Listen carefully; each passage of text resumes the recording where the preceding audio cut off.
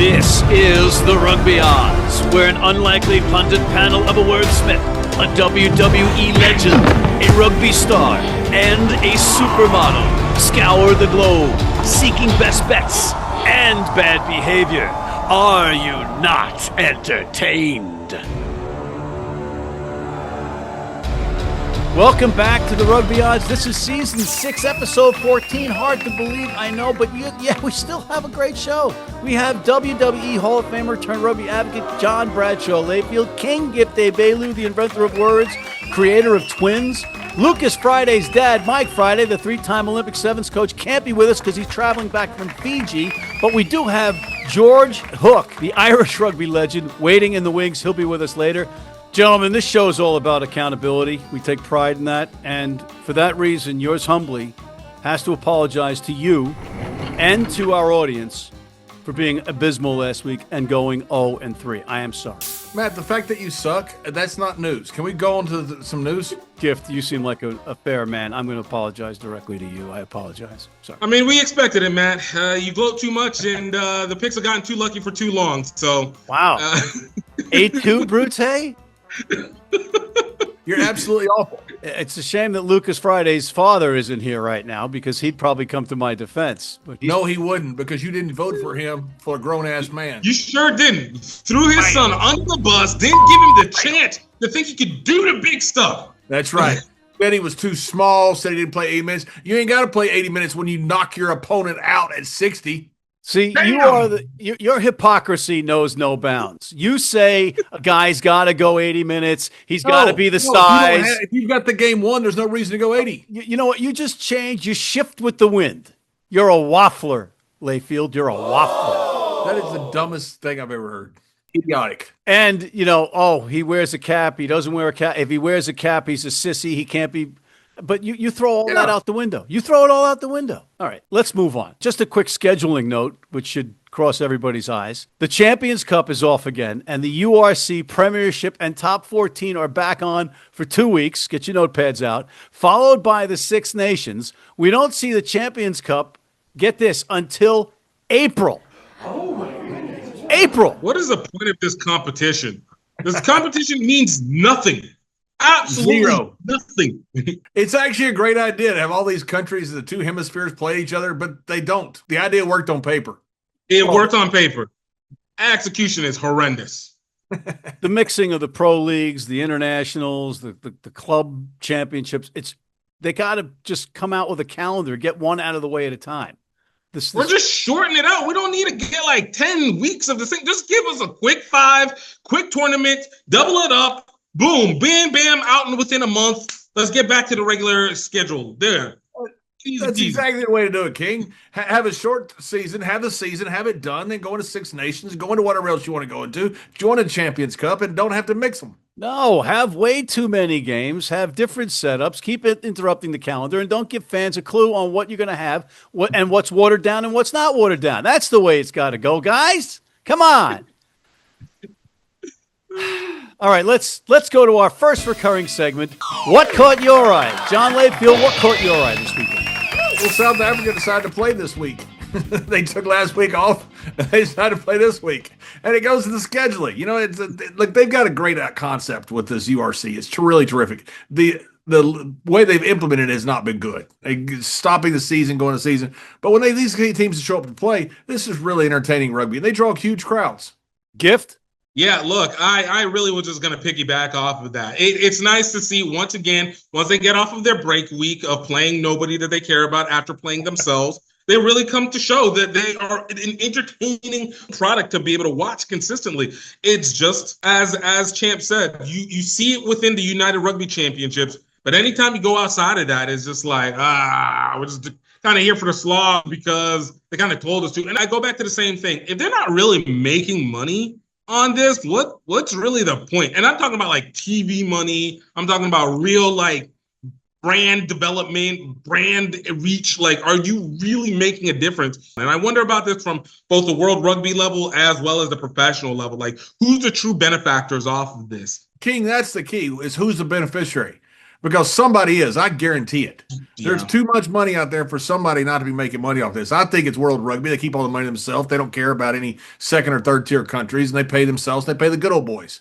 Yeah. Well, it doesn't do them any good to have all these matches in these ultra-long stadiums, ultra-long seasons when their stadiums aren't filled. Because it's got to be a hefty price to rent those stadiums. That's what King just said. You're literally repeating what King just said. What? King literally just said that they're not making money. He literally just said that. All you're doing is repeating what the King said. Well, it's because I'm his hand. I'm the guy. I'm his right-hand man. Dude, I'm kissing his ass, nitwit. Don't you get that? Of course I'm saying what the King said. Anyway, what caught my eye? Two things caught my eye. First of all, All Blacks legend. So you were just recapping King is what you were doing. That's my job. I'm the recapper. Here's what King just said. Let me repeat that because it sounded so freaking smart. And it was freaking smart. And I'm going to take credit for it. Potato Head's mouth. And I'm going to take credit for it. Okay? But what caught my eye was going over to Japan Rugby League One, Brodie Retallick, the All Blacks dynamite lock, all-time player. He scored 4 tries for the Kobe Steel, 3 in the first half. He had 27 total points, and he is just ripping apart the league and their try zone as an All Black. The other thing that got my attention, we talked about this briefly, was the schedule. Glasgow is perfect in the Champions Cup.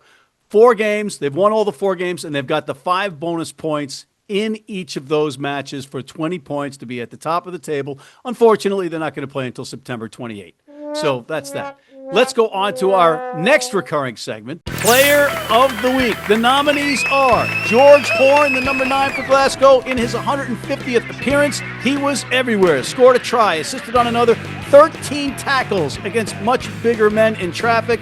Player of the match performance. Mathis Lebel, the number 11 for Toulouse, took full advantage of playing with a back-to-spectacular Antoine Dupont, who was player of this match, and the otherworldly Thomas Ramos.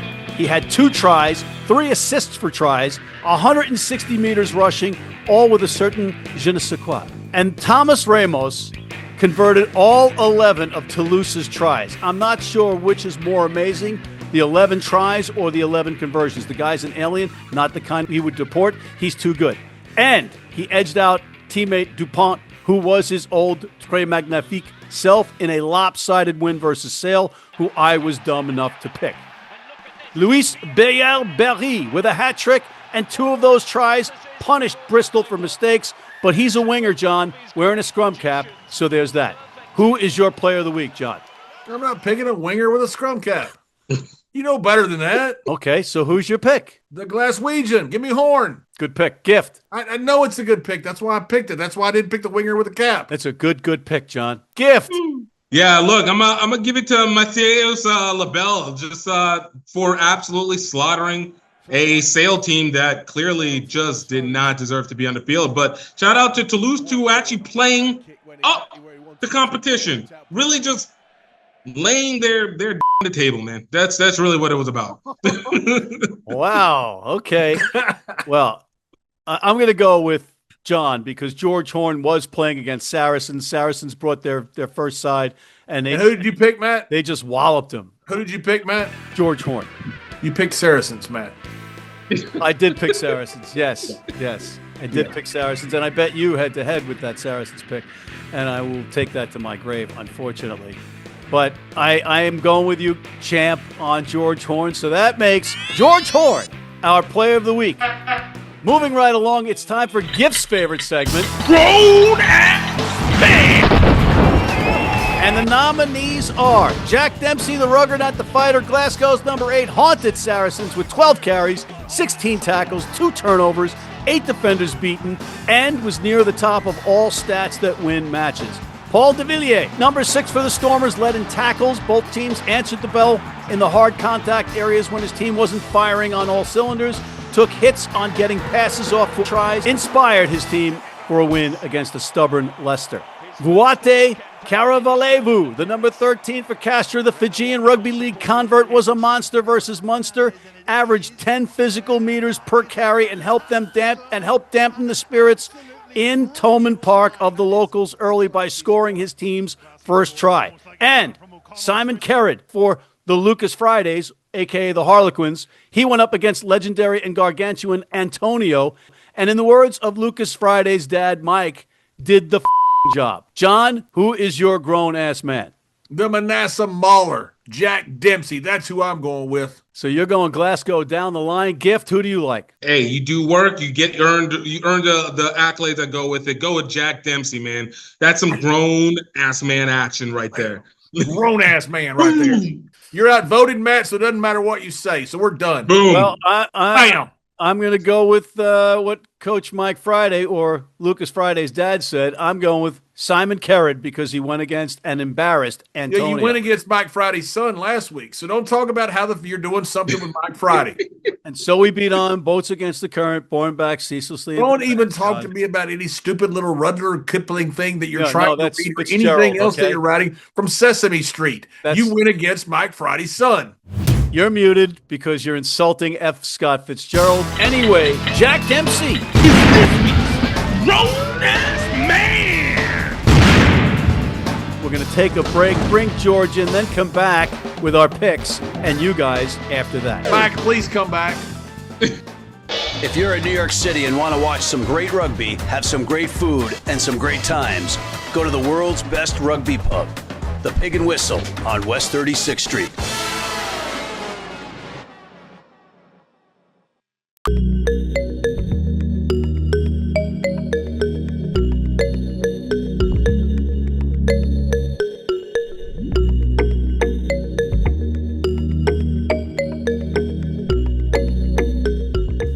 And we are back, and we're back with Mr. George Hook calling in from Dublin. George, welcome back to the Rugby Odds. Delighted to be here. George, we got a lot going on in not enough time because we just want to hear you talk. So let's get right to our recurring segment. Headlines with Hook. New Zealand, unrest. What's going on?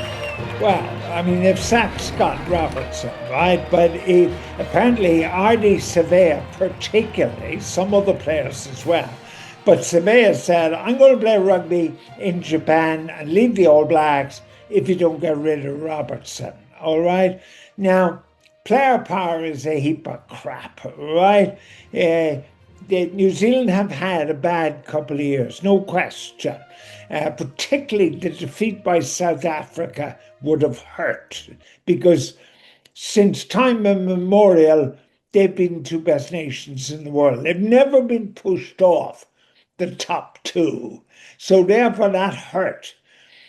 To blame the coach is easy. The players have it in their hands to make it work, and particularly in New Zealand. Like they've always been saying for 150 years, you know, we're great and our players clean the dressing room after every match. They're no true. And we clean the dressing room after training and we love the silver fern. Now, I can't go on with all that claptrap and then sack the coach. Robertson is indisputably unlucky. I'm not sure who the next guy will be, but he's going to face the same problems. Have you heard of a guy called Vince Lombardi? Once or twice. Well, Lombardi famously said every coach's contract has the date of his sacking. They just haven't filled it in yet. And his point is, of course, every coach gets sacked eventually. So, I mean, that's what's happened. Now, if you then move to France, to La Rochelle, the media are suggesting O'Gara's in trouble. There's no suggestion that the players are trying to move him, although he's been knocked out of Champions Cup. It's his two-time winners, remember, La Rochelle. So that won't have gone down very well. Are you saying that O'Gara could be the head coach of the All Blacks? No, I'm not. He could be the head coach of Ireland, though. There are rumours. I think O'Gara is too smart to take the Irish job. The Irish job is a poison chalice, and he doesn't want that. I think he's fine at La Rochelle. There are problems, and he's got to fix them, but they are not of his making. La Rochelle isn't a coaching problem. New Zealand's a different problem. These players are looking for an excuse while they're playing badly, and they're blaming the coach. Which is more of a poison chalice to drink from, the Irish head coaching job or the Kiwi coaching job? I would never have said the Kiwi job in my whole lifetime, but it is now. It is now, because I don't think the New Zealand problem is fixable by changing the coach. Like New Zealand have had, the last couple of years have been probably some of the worst in their history. New Zealand rugby is not in a great place. It won the World Cup in what, 2011? Because the referee, had a bet on France or whatever we were told, or a bet on New Zealand, I don't know. But anyway, France got a raw deal, that's for sure. The French are convinced, as they always are. Well, they also won in England. Yeah, 2015. Yeah, the thing is, this is a big story, and it isn't a big story. It's a big story because New Zealand. Like if in New Zealand they said, we're putting new colours on the shirts, it'd be front page news, because rugby is the only thing they got in New Zealand. They got nothing else. They've only got 40 million sheep.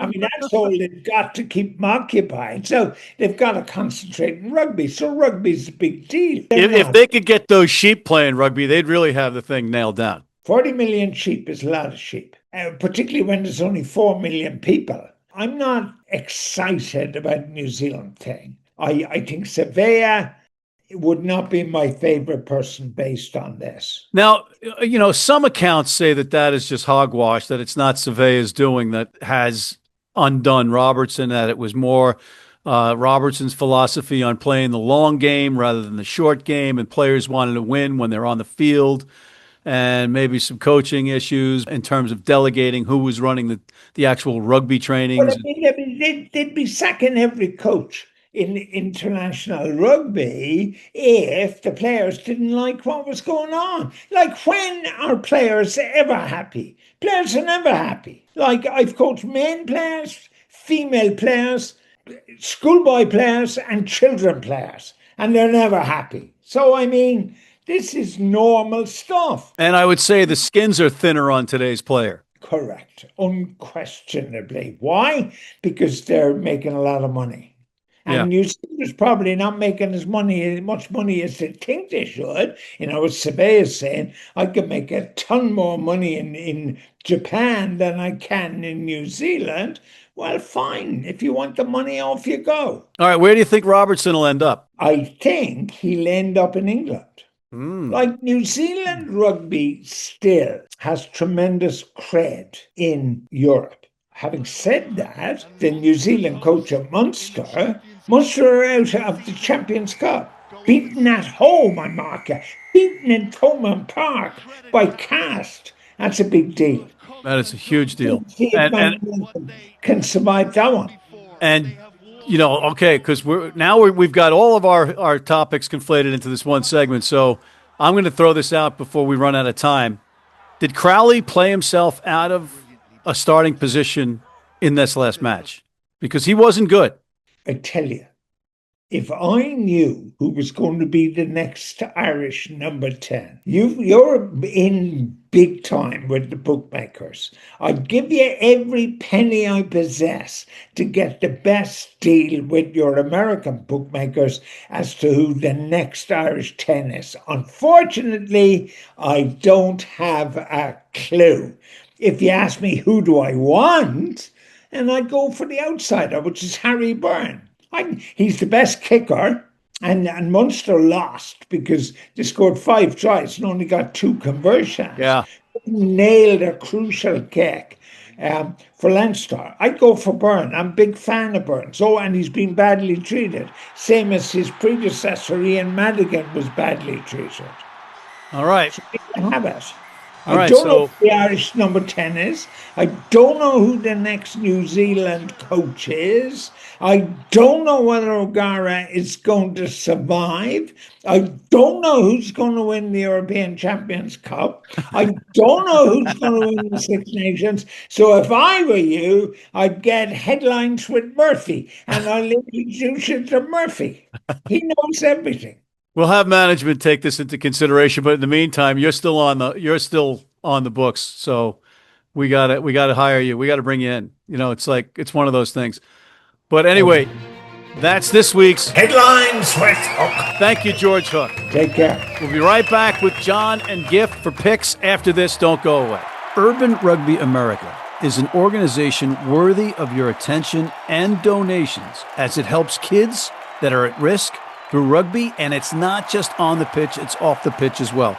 Indeed, our very own John Bradshaw Layfield, the WWE Hall of Famer, highly recommends Urban Rugby America and is working closely with Urban Rugby America. But please, don't hold that against them. Urban Rugby America, your donation can change a life. Here's the link where you can donate and find out more. It's 2026! Different year, new opportunity, and where does that start with? Your health. Health Enhanced Food is here to be able to make sure you get on the right path. We got 17 baking mixes just to be able to help you set you on your proper pathway.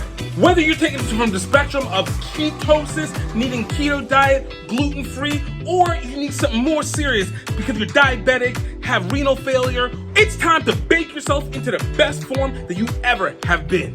Head to healthenhancedfoods.com, use code Rugby Odds to be able to get 25% off your first order. And of course, man, no, just stop talking.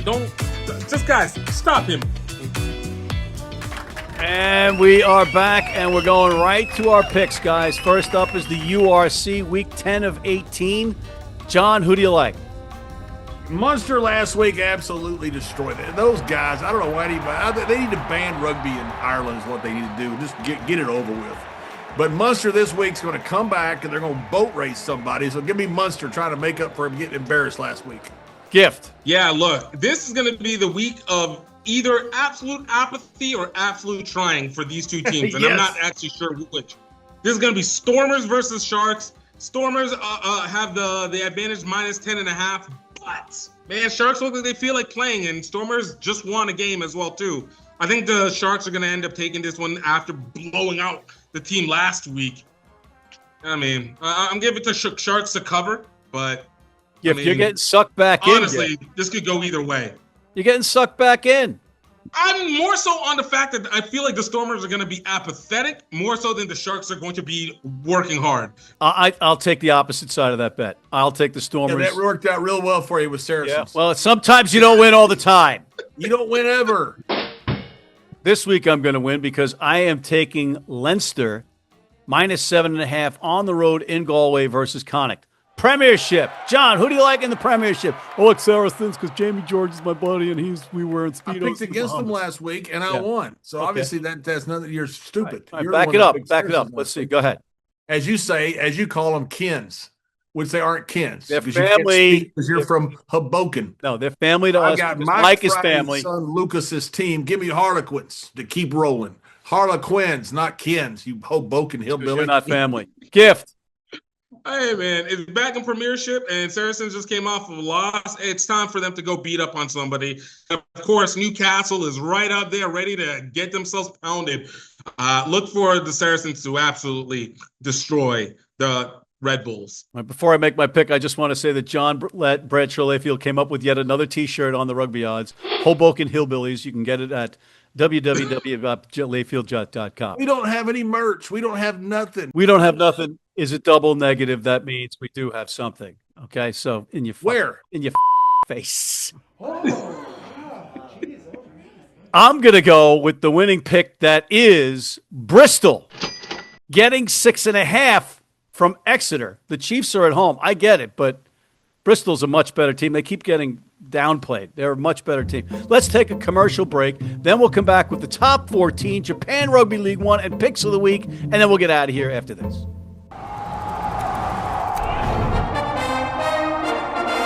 From New York City comes America's longest running and most popular rugby show. The biggest names in Major League Rugby, MLR highlights, and big match previews. Rugby Wrap-Up presents MLR Weekly, made in New York City. You need your cleats? You need them tomorrow? If you order today by 3 p.m. New York time or noon LA time, they can have them to you tomorrow. Young, old, male, female, if you're playing on turf, if you're playing on grass, if you're playing in the rain, you're playing in the heat, they've got you covered. RugbyNow.com. Go there now. Hey, U.S. fans, you can tune into every match live on Flow Rugby. How do we know that? Because we're on there all the time. And we're back, and who's guests on these picks for the top 14? Who's going to play? Who's not going to play? What was that sentence? What did you just say? Who's guests on these picks? That was not English. That was like somebody vomited words. Who's guest? Who's it's just guest? like you threw a bunch of words out there and just said them all.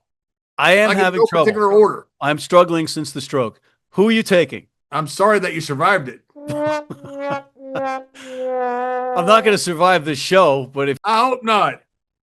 Pick. King's twins are going to be retired by the time we're done. Holy shit. Give me Bordeaux bagels. All right, gift. I mean, this is France, so they're back into their home field means something. On the road means nothing. Take Perpignan over Montauban. It doesn't even matter what the spread is because Perpignan is going to get it because nobody tries on the road. Except for Toulouse, Stade Francais, and La Rochelle. And Bordeaux. Bordeaux tries on the road. What are you talking? Come on. They try all the time. I'm going with Toulon, minus 11.5 versus Montpellier. Montpellier does not travel well. Japan Rugby League One. John, lead us off here. I don't watch it. Give me the Wild Knights again. Because you're on a winning. You're on a tear with the Wild Knights. I am, and I don't stay up till 2 o'clock in the morning to watch their product. Can you say something else? No, I'm not going to say something. You're going to say something else. You're an asshole. That's all I'll say. Gift. We'll just go Blue Revs over Verblitz. I mean, I got nothing else. Blue Revs over Verblitz. Sounds like a Sinatra song. I'm going to go with the D-Rocks versus the Honda Heat. That's a battle of the number 6 D-Rocks versus the number 11 Honda Heat, who absolutely suck. All right, now it's time for John's favorite time of the show. Picks of the week, Johnny. Who do you like? Well, Matty dickhead, how about I pick a team that last theme? week did great. You're picking a theme? This week is not. Give me Zebre, who plays well at home, who played well on the road last week against Glasgow, who I don't think is going to show up at all in Italy. I don't think they care about this game. Too many points. I don't know if Zebre wins, but I think they cover. I'll take the opposite side of that, too. I'll take Glasgow. You can do whatever you want. All right. Okay. Hot shot. We'll see. Gift. Yeah, look, man, I look at the Bulls. They continue to go on their spread. They're going up to Edinburgh. Look for them to be able to cover and win this one. I have them by 15 on the road in Edinburgh in the wintertime. Most likely, typically, people would say they won't do it. They're going to do it. I'm going with the over in the Stormers versus Sharks match. I don't think they're going to play any defense. That's my feeling. And on that note, we're out of time. Thank God. So thank you to John Bradshaw Layfield, the WWE Hall of Famer, King Gift Egbelu, the inventor of words and creator of twins, Lucas Friday's dad, Mike Friday, who's not here, but he's with us in spirit, and the Irish rugby legend, George Hook. And thank you for tuning in. Please check out MLR Weekly. Hit that subscribe button on YouTube. Sign up for our weekly newsletter, and please join our American Red Cross blood donor team. That was awful. Do this every week. How do you boggle it every week? Every week you screw up the read. It's the same exact read. You've practiced this every single week and you still can't get through it.